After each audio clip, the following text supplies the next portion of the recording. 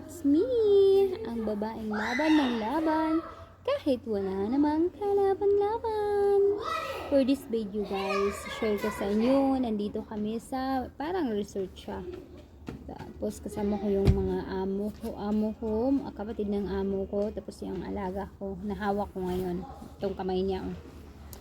Tapos guys, bago kami napunta dito, grabe nga, nag-umpisa sa bunso nilang kapatid, tapos nag-awayan sila, nagsinghalan, grabing away nila guys, sa sasakyan. Nabulol pa ako eh. Tunsahan mo na nga, wag nyo nang pansinin na yung ano ko, lucky teeth ko. Lucky teeth.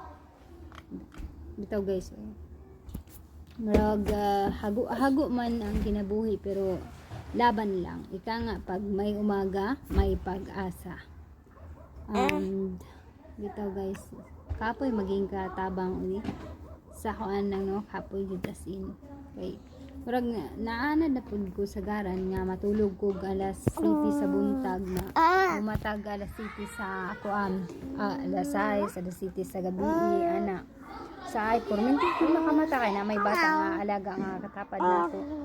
Tapos ang pinaka worst jud guys kanang amo nimong lalaki ba kay bastos, tapos wala gani respeto. May respeto sa mga tulog mi sa akong alaga.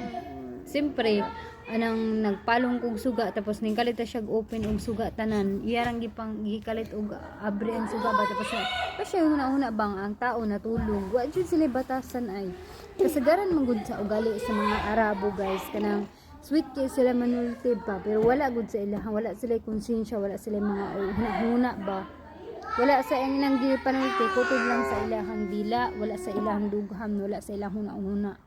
Unang kasagaran ugali sa mga Arabo nga lalaki, nga mga bastos, wala respeto. Kung kuan man naman sahay, pero ang ilahang ginaingon na sa ilahang baba, wala sa ilahang kasing-kasing ng dili tanan na kanang mga tagagawas nga lalaki or kuan Arabo na naay respeto. Ang sagaran walay batasan. Share na ko guys ang ako ang gwapang nga amiga, si Miss Utopia. Hi, how are you? She's very pretty, like Barbie, black Barbie. Ito, wala nga ako ang i-share. Thank you for watching. See you next time. Bye.